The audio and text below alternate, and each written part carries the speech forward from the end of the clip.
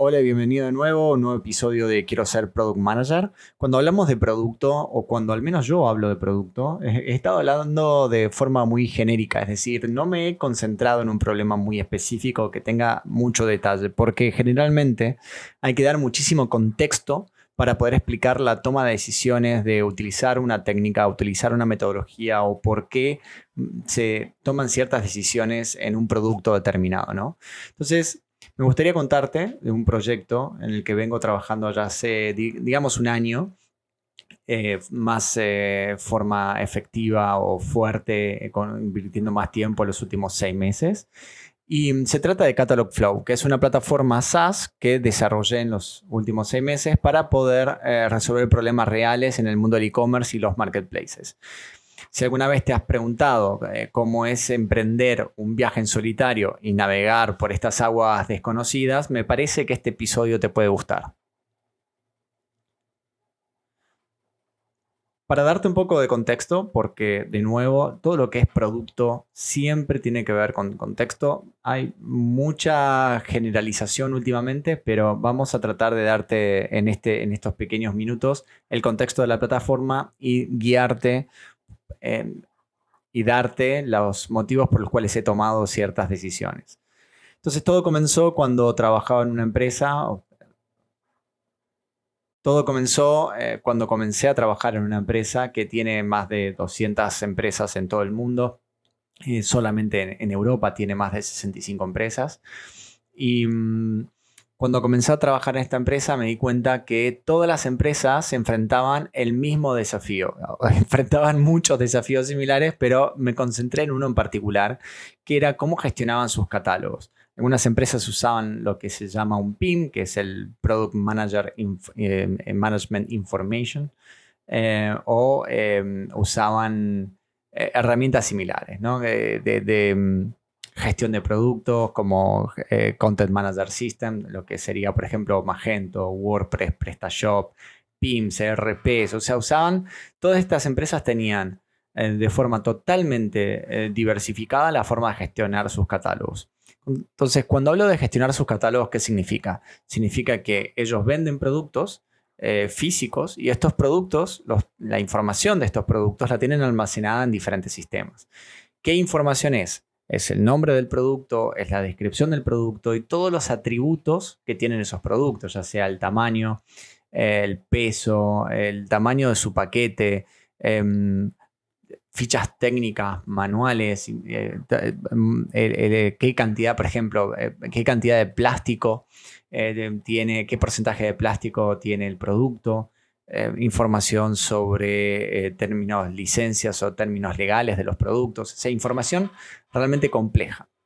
Entonces, uno de los principales problemas que tienen estas compañías cuando le venden a los consumidores finales es tratar de poner toda esa información de forma legible para que el usuario final pueda leerlo y pueda convencerse de comprar ese producto. Es decir, que esa descripción sea marketineramente aceptable, es decir, que sea elegante, que sea agradable para leer, que no sean información extremadamente técnica, o si lo es, al menos que se pueda digerir de manera más amena.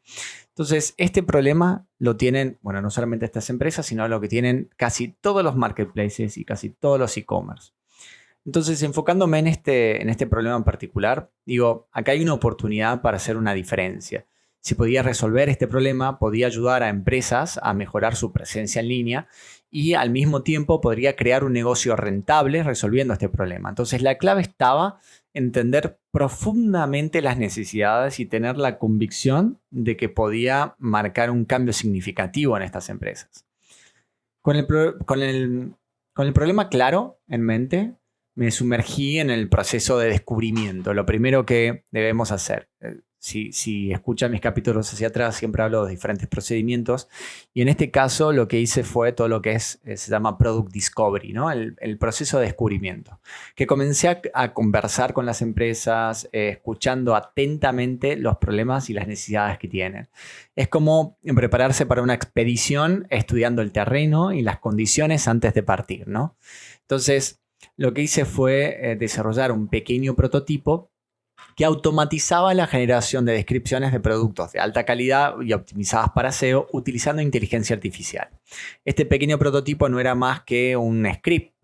Fue como una brújula inicial, permitiéndome validar rápidamente si la solución podía llegar a funcionar y si realmente resolvía el problema. Entonces, presenté el prototipo a alguna de las empresas y su reacción fue extremadamente positiva. Entonces sentí que había encontrado un camino a seguir, un hilo del que tirar, ¿no? Entonces, si pensamos un poquito más y retrocedemos en lo que he dicho hasta ahora, lo que hice fue el Product Discovery. Es entender si era capaz de resolver ese problema, si las empresas estaban dispuestas a pagar por la forma en que les ofrecí resolver el problema, porque cuando hablamos de un problema, yo podría haber contratado gente a escribir los productos, podría haberme puesto a crear alguna plantilla para esos productos, podría haberlo hecho de miles de formas diferentes, o sea, resolver el problema de diferentes formas. Mi propuesta era una forma automatizada de crear descripciones para más de 60.000 productos en menos de 5 minutos con inteligencia artificial, tratando de encontrar esas cositas para que sea mejor para SEO, que mejore el posicionamiento, que sean de fácil lectura, entre muchos detalles más que tenían que tener estas descripciones, ¿no? Entonces, por eso era fundamental hacer este proceso de descubrimiento. Tener una escucha activa muy profunda, es decir, no se trata solo de escucharlo al cliente, sino de entender entre líneas qué es lo que los motiva, cuáles son sus problemas, por qué ellos quisieran tener descripciones mejores en sus productos, realmente entender el problema en profundidad. Entonces aquí encontramos también cuáles son las personas que intervienen en el proceso de decisión. O sea, cuando uno hace un Product Discovery no es solamente sobre una funcionalidad, sino también es sobre toda la experiencia o todo el Customer Journey que lleva a una persona determinada a resolver ese problema utilizando lo que le ofreces, ¿no? Ese producto que le ofreces. Entonces, ahí es donde, hablando con cada una de las personas que tanto que trabajaban o tenían o intervenían en este proceso, me di cuenta que las empresas estaban no solamente dispuestos a pagar por ello, sino que cuando se les mostraba la solución, realmente entendían el problema que tenían. Es como que su problema se les hacía más grande en el momento que se le daba evidencia de cómo se resolvía su problema. Es como cuando...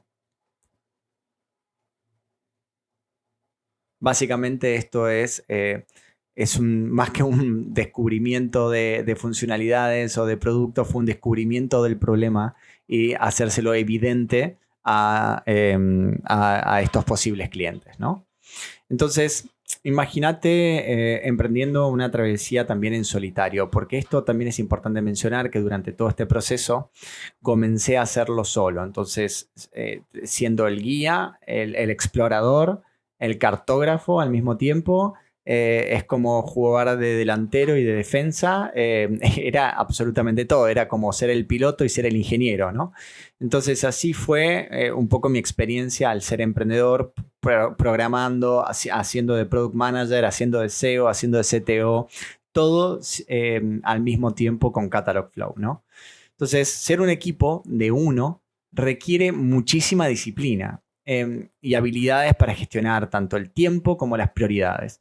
Es muy fácil perder el hilo de hacia dónde se quiere ir porque no hay con quién debatir, no hay nadie que nos esté tampoco guiando, ni tampoco tenemos que guiar a nadie.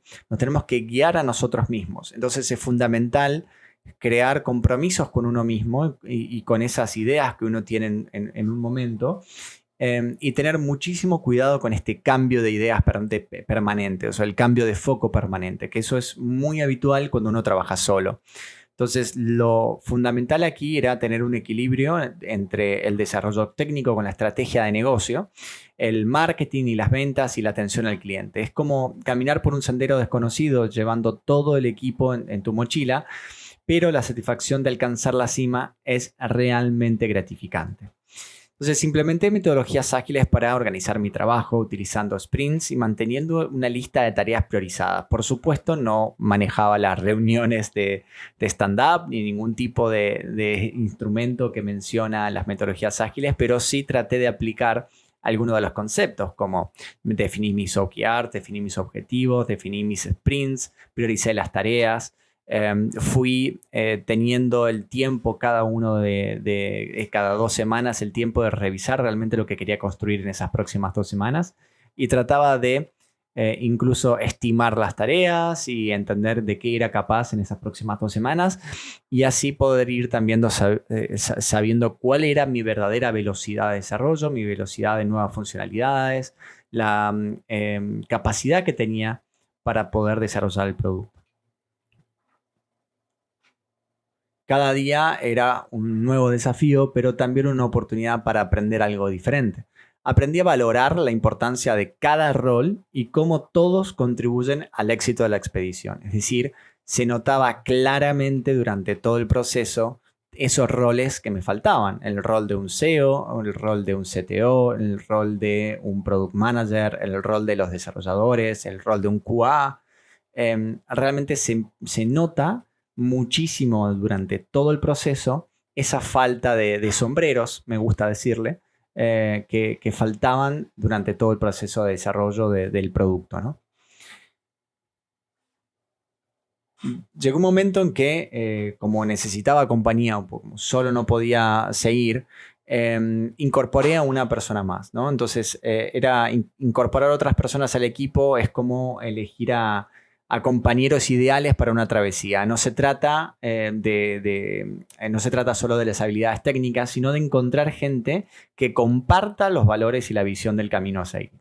Al buscar socios o empleados, me enfoqué en personas que tuvieran una pasión por el proyecto, que fueran proactivas, que aportaran nuevas perspectivas, y que haya esa sensación de confianza desde el día uno. Entonces, dejé pasar gente que tenía una capacidad enorme, pero no sentí cierta confianza, no sentí que la cultura o mis valores no los sentí proyectados en las personas que entrevistaba. Entonces, para mí la confianza y la comunicación abierta son esenciales para formar un equipo sólido que pueda afrontar los desafíos del camino y disfrutar del viaje juntos. Siempre lo he mencionado anteriormente, siempre comparo emprender como a tener un socio, a emprender con un socio. Es como si tuvieses que elegir a una persona para subirte a un submarino que va a estar 1 año bajo el mar. ¿A qué persona elegirías? Digamos, eso, alguien que sepas que puede ser de confianza, que te va a ayudar, que sepas que no te va a matar ni lo vas a matar dentro del submarino, y que van a poder aguantar todo ese año juntos, ¿no? Entonces, si uno lo piensa así, también escuché en un podcast hace muy poquito, de hecho, un comentario muy lindo que creo que es de Santi Bilinkis, que recomiendo su podcast además, que decía: la persona que tenemos que elegir es aquella que, si fueses juntos en el auto y hay muchísimo tránsito, que quisieras que te toque el rojo para seguir conversando con esa persona. O sea, ¿qué persona querés tener a tu lado cuando vas de camino al trabajo y hay muchísimo tránsito? Esa sería como una buena forma de pensar cuando uno quiere tener un socio, ¿no? Entonces, realicé entrevistas enfocadas no solo, como decía, en estas habilidades técnicas, sino también en la alineación cultural, en cómo veían el futuro de Catalogflow, y por esto es fundamental que todos en el equipo compartan la misma visión y trabajen hacia los mismos objetivos. Lo que significó que en las primeras entrevistas me di cuenta de que yo no tenía formada la visión o la misión que quería cumplir. Entonces, cuando quería transmitirles a estas personas que entrevistaba, me di cuenta que no sabía qué transmitirles concretamente. Empezaba a divagar, les contaba, bueno, quiero hacer esto, les hablaba del producto, no les hablaba tanto de la empresa. Como buen product manager, hablaba mucho de producto y hablaba poco de negocio. Entonces me di cuenta que tenía que volver a repensar un poquito qué es lo que estaba construyendo. Si estaba construyendo realmente una empresa o estaba construyendo un producto y cuál era la misión, cuál era la visión, o sea, qué había detrás de todo esto. Entonces, como un equipo de montaña, la sincronía y el apoyo mutuo pueden marcar la diferencia entre alcanzar la cima o quedarse en el camino, ¿cierto? Desde el inicio tuve clara la estrategia, es decir, desarrollar una plataforma SaaS atractiva para grandes empresas, con el objetivo de que eventualmente pudiera ser adquirida por una multinacional. Es como planificar un viaje sabiendo exactamente el destino al que quieres llegar. Siempre me gusta poner estas metáforas un poco de hacer trekking o de una maratón y demás, porque queda muy claro en que se tienen que ir logrando los objetivos de poquito a poquito hasta llegar a una meta clara que desde un principio tenemos que tenerla bien definida. Esta estrategia me permitió enfocar el desarrollo en funcionalidades que resolverían problemas específicos y urgentes para este tipo de empresas o este segmento en particular, ¿no?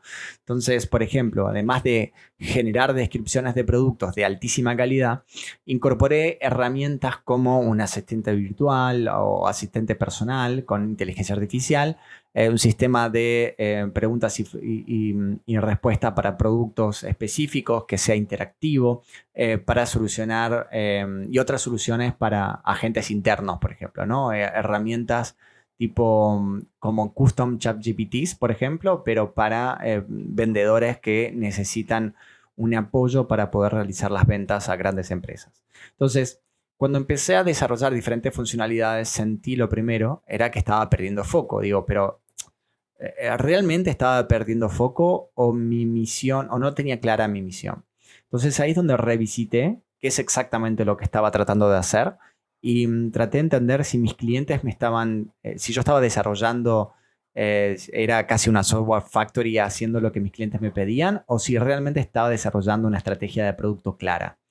Y aquí es donde entra el tema. Mi misión es disminuir los costos operativos y los tiempos que invierten las empresas a mejorar la experiencia de sus consumidores. Esto significaba que no solamente se trataba de desarrollar descripciones de productos, sino que se trataba de ver todos aquellos lugares en donde las empresas invierten tiempo o muchísimo dinero para mejorar la experiencia de sus consumidores. Eso significaba que podía encontrar más de una funcionalidad o más de una sola cosa para ofrecerles a este segmento con ese objetivo o esa misión en concreto. Entonces, mantener una estrategia clara me ayudó a tomar las decisiones alineadas con los objetivos a largo plazo. Sin embargo, también me permití ser flexible y ajustar el plan según las oportunidades y el feedback que surgían también, ¿no? Es importante tener una ruta trazada, pero también estar dispuesto a tomar desvíos si el camino lo requiere. Entonces, en ningún momento había planificado integrar WhatsApp con el Personal Shopper. Sin embargo, varios de los clientes con los que trabajaba empezaron a pedírmelo y lo agregué porque era evidente que había un mercado y un negocio de por medio. Y al mismo tiempo estaba alineado con la misión y visión que tenía, que era mejorar la experiencia de sus consumidores y esto aportaba muchísimo valor. Entonces, ahí es donde tenía un poquito más de sentido. Lo mismo que crear un call center directamente con las APIs de OpenAI para poder hacer llamadas directamente y evitar escalar en personas y simplemente escalar en inteligencia artificial. Entonces, todo apuntaba al mismo camino de mejorar la experiencia de los consumidores, de los clientes con los que trabajaba, ¿no? Entonces, el camino no es tan lineal como suena, sino que el feedback constante de los clientes es una parte esencial para iterar y mejorar el producto. Cada vez que recibía una sugerencia o detectaba una nueva necesidad, analizaba cómo podía incorporarla al producto de manera eficiente. Por ejemplo, algunos clientes mencionaron la necesidad de tener un chatbot inteligente que pudiera asistir a los usuarios en tiempo real. Esto me llevó a desarrollar un asistente virtual con inteligencia artificial conectado a WhatsApp, como mencionaba antes. También incorporé llamadas telefónicas, un chat web, También creé un sistema de preguntas y de las famosas FAQs, de preguntas y respuestas, de forma interactiva para todos los productos y todos los catálogos que tienen disponibles mis clientes. Y esto ayudó a reduciendo las consultas al soporte técnico, todo lo que es postventa, y empezó a mejorar la experiencia del usuario, incrementando la conversión. Entonces ahí tenía ya dos métricas en las cuales yo tenía que apoyarme. Entonces mencioné dos cosas fundamentales. Yo lo que quiero es que mis clientes ganen más dinero y gasten menos dinero. Entonces, en estas dos claves me apoyo en cómo mido yo si un cliente mío está usando el producto o le sirve mi producto. Porque desde el momento en que empiezo a trabajar con Catalog Flow, yo tengo que ver que ellos hayan reducido la cantidad de llamadas de consultas de soporte, manteniendo un NPS saludable. Y al mismo tiempo incrementar la conversión que tienen. No te digo sustancialmente, pero al menos un 0.1, 0.2 puntos desde el momento que instalan la herramienta. Luego, esto se va puliendo y deberían verse al menos 1 punto o 2 puntos de diferencia en conversión utilizando la herramienta. Entonces, así es como puedo medir si mi producto es algo que le sirve a mi cliente o no, ¿no?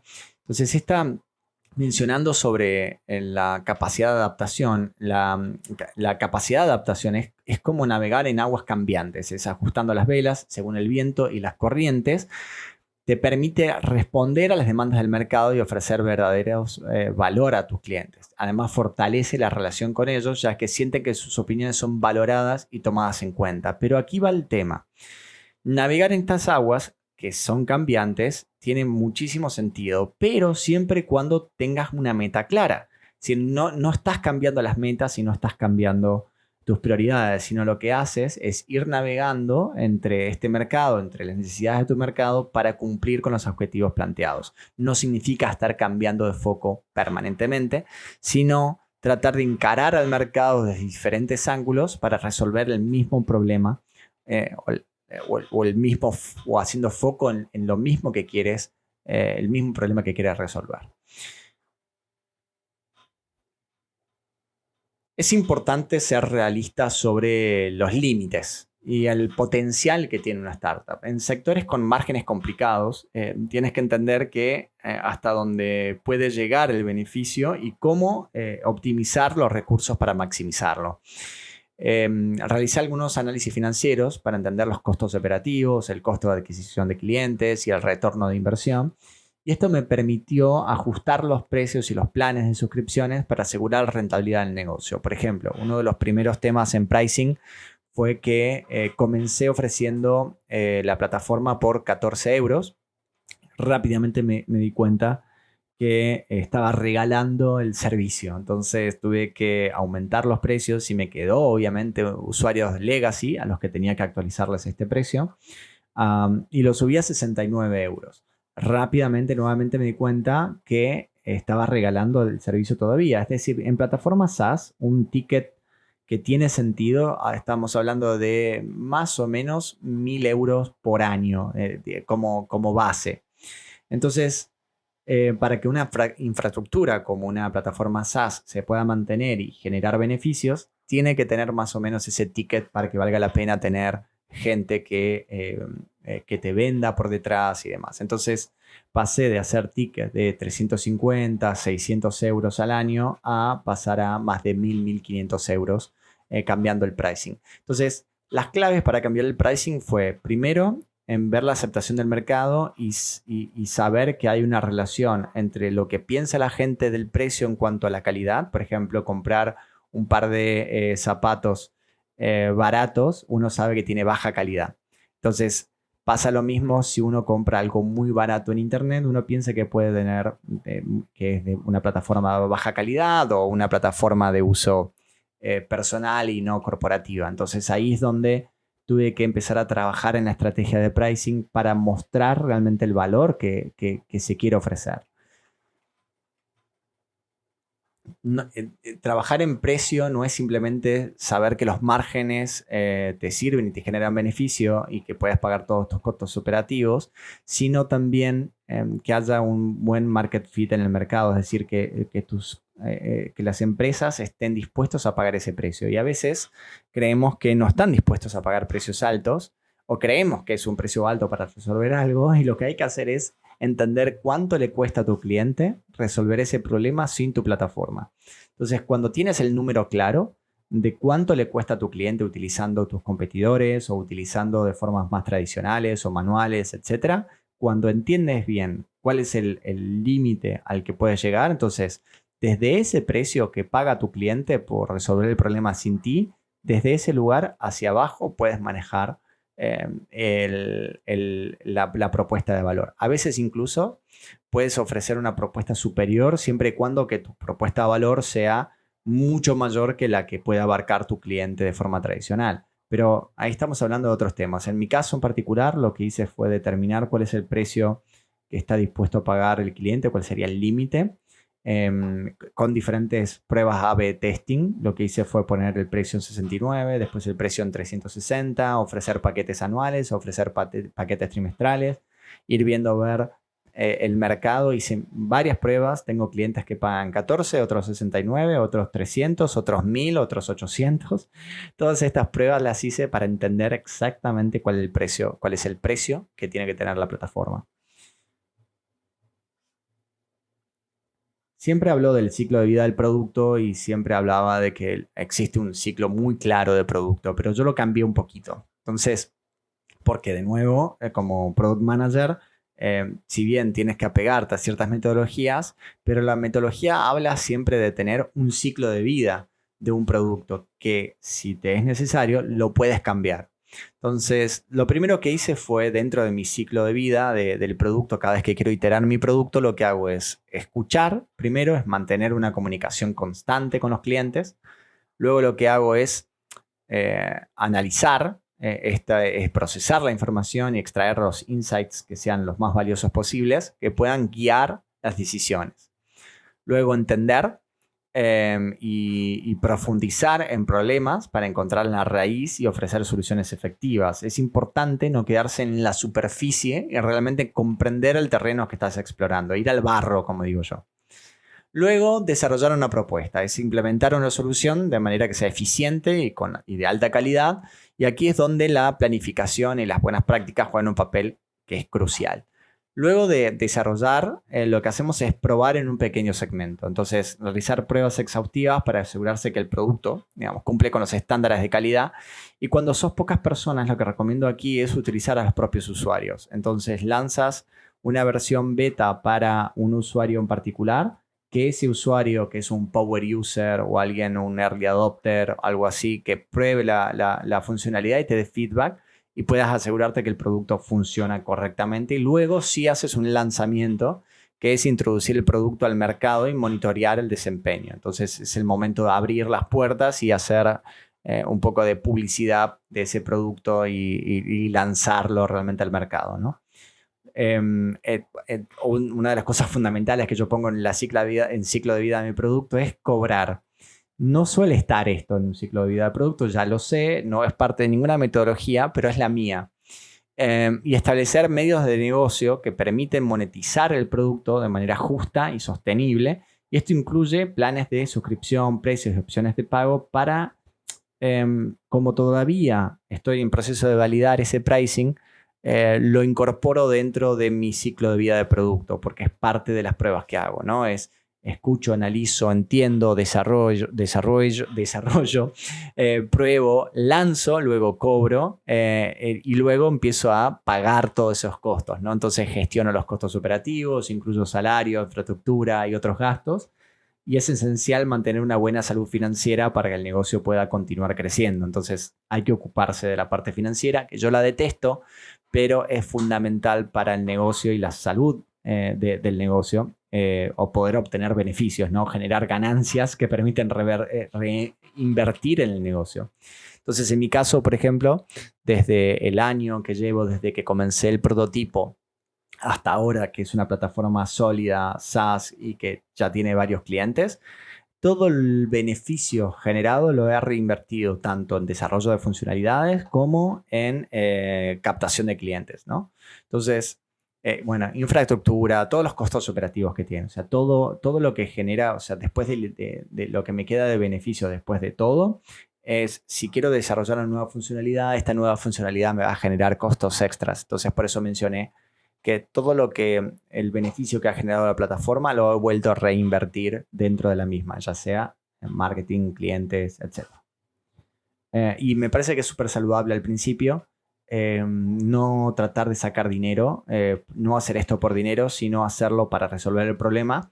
Ya va a llegar el momento de pensar en dinero, pero al principio es súper interesante poder hacer foco solo en el problema y no en los beneficios que genera solucionarlo.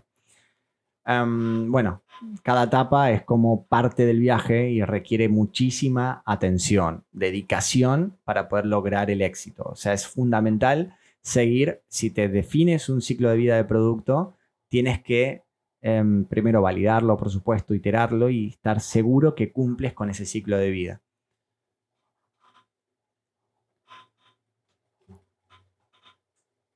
También aprender a vender ideas a través de prototipos me parece que es esencial.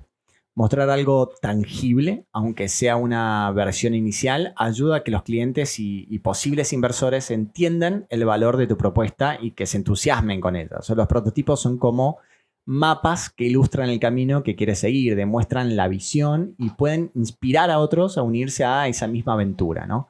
Entonces, además, facilitan el proceso de obtener feedback y realizar ajustes antes de invertir tiempo y recursos en un desarrollo que sea escalable o completo, ¿no? En mi caso, utilizar prototipos me permitió cerrar acuerdos con clientes claves y despertar el interés de potenciales inversores. Es una herramienta muy poderosa que todo emprendedor o product manager debería aprovechar. Traten de evitar arrancar proyectos que tengan que sean extremadamente complejos. Con solo crear un prototipo que resuelva ese punto en concreto sin necesidad de llegar a las bases de producto, ya voy a explicar lo que son las bases de producto, creo que tiene mucho sentido. Quiero destacar que, que existen diferentes estrategias al crear una startup y es importante elegir la que mejor se adapte a tus objetivos y recursos. No todos buscan crear el máximo gigante tecnológico y eso está perfecto. Es decir, a veces enfocarse en objetivos alcanzables y significativos es también la clave del éxito. En mi experiencia con Catalogflow, mi estrategia siempre fue clara desde el principio. Desarrollar una solución que pudiera ser atractiva para una gran empresa y considerar una posible adquisición en el futuro. Esto me permitió enfocar mis esfuerzos y tomar decisiones alineadas con ese objetivo únicamente. Es como decidir si quieres escalar una montaña local, una regional o apuntar al Everest, ¿no? Entonces, cada opción tiene sus propias oportunidades y desafíos y lo importante es ser coherente con tu elección y trabajar en consecuencia. Cuando hablabas de las bases de producto, creo que tiene sentido mencionar esto. Si quisieras crear una aplicación de mensajería, uno tiene que ir a la base de una aplicación de mensajería, ¿no? Que es que puedas enviar mensajes, recibir mensajes, crear grupos, poder mandar audios, poder mandar imágenes, poder mandar videos, ¿no? ¿Por qué tengo que agregar todas esas funcionalidades? Porque hoy en día todas las aplicaciones de mensajería tienen esas funcionalidades. Entonces, la línea de base de las funcionalidades que tiene que tener tu producto son todas esas funcionalidades. Entonces, cuando uno crea una plataforma SaaS y tiene que tener gestión de usuarios, tiene que tener un registro, tiene que tener un free trial, tiene que tener una suscripción gratuita, tiene que tener diferentes cosas que hacen que sea lo básico, digamos, ¿no? Es llevar tu producto al básico del mercado y luego de ahí desarrollar funcionalidades. Por eso yo ahí te recomiendo utilizar, hay muchísimas plantillas en internet que puedes comprar y empezar a utilizar de cero, que ya trae por defecto un conjunto de funcionalidades de enviar correo, de registro, de login, de me olvidé el password, de two-factor authentication, de login con JSON tokens, con bueno, funcionalidades del perfil de usuarios, invitar usuarios a unirse a la plataforma. O sea, que hay ya plantillas que tienen todo lo que tiene que tener una plataforma SaaS, ya la traen por defecto. Y tú puedes construir tus funcionalidades específicamente y solo tus funcionalidades sobre estas bases. Entonces, eso me parece que es clave si quieres desarrollar tu propio proyecto o tu propio producto, ¿no? Entonces, como conclusión, para ir cerrando y ya ir despidiéndome, a ver, crear una startup es un viaje lleno de desafíos, aprendizajes, satisfacciones. Es como crear una aventura llena de momentos muy emocionantes.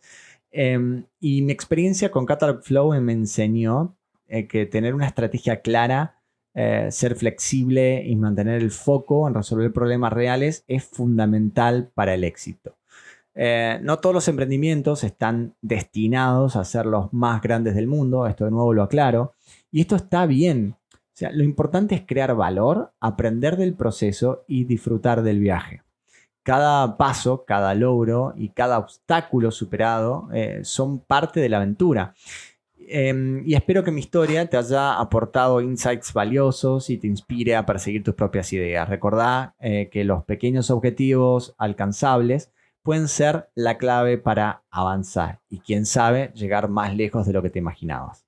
Gracias por acompañarme en este nuevo episodio de Quiero ser Product Manager. Si te gustó, no olvides suscribirte y compartirlo con quienes puedan estar interesados en este tipo de contenidos. Me encantaría conocer tus experiencias y saber qué temas te gustaría que aborde en los próximos episodios. Hasta la próxima y que estos proyectos sigan avanzando como un viaje que disfruta cada paso del camino. Un abrazo y muchos éxitos en tus aventuras.